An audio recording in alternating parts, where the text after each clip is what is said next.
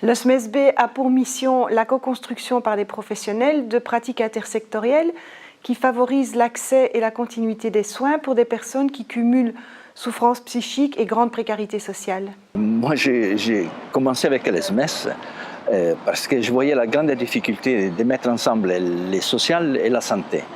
Dans les actions, il y avait toujours d'un côté la psychiatrie et d'un côté les services sociaux. Et il y avait un renvoi des responsabilités, des attentions de chacun.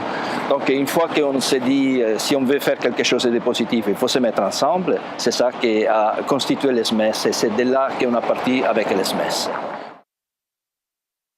Plus spécifiquement, le SMESB vise les professionnels, les personnes qui cumulent souffrance psychique et grande précarité sociale, les citoyens et les décideurs politiques. Soutenir l'intervenant en difficulté dans son travail d'accompagnement, travailler les difficultés rencontrées par les professionnels de première ligne et promouvoir de nouvelles pratiques dans et entre les secteurs, créer des passerelles entre les secteurs et les institutions. L'accessibilité, c'est valable pour les gens, mais c'est aussi valable pour les personnes qui travaillent avec eux. Et donc, moi, je viens d'un service de santé mentale et j'avais entendu souvent des reproches en disant oui, mais le secteur de la santé mentale n'est pas accessible, etc. Et donc, dans mon équipe, heureusement, on a eu toute une réflexion à ce niveau-là et on s'est senti concerné par aller sur place, aller sur le terrain et travailler beaucoup avec d'autres partenaires.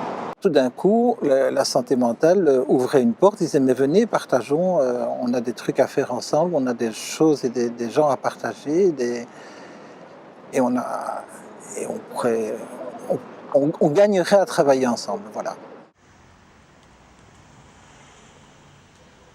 Favoriser l'amélioration de l'accès aux soins, favoriser la continuité des soins et favoriser la concertation entre les acteurs du soin et de l'aide afin de faire face, entre autres, aux éventuels phénomènes de ping-pong qu'il peut y avoir entre institutions et secteurs.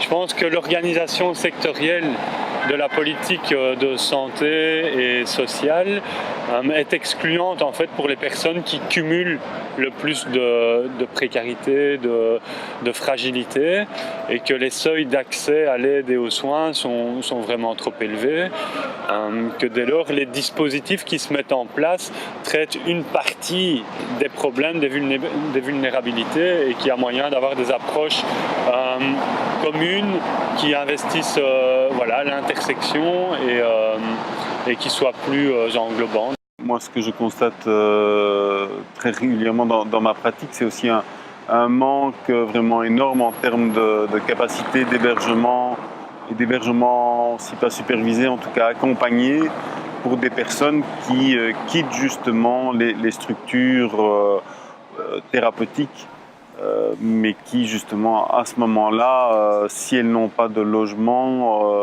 à leur disposition, retombent très très vite dans de grosses difficultés en termes de santé mentale et donc annihilent en partie en tout cas le travail qui a pu être fait dans les structures thérapeutiques.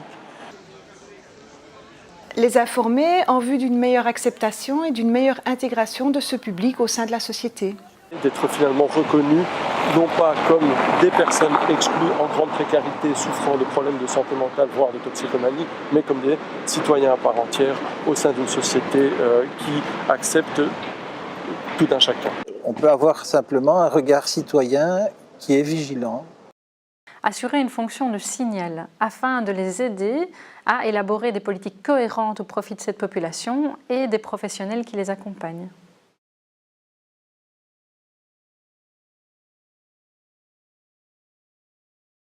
Pour moi, innovation, c'est aussi un des mots-clés du SMES.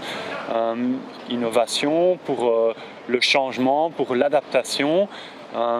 Changement au niveau des mentalités, au niveau de la façon dont on voit les choses, dont on conçoit les métiers, mais aussi changement dans les pratiques. Le SMES, c'est aussi un réseau de dispositifs et de projets. Il y a de l'action, donc c'est penser pour agir et agir pour penser quelque part.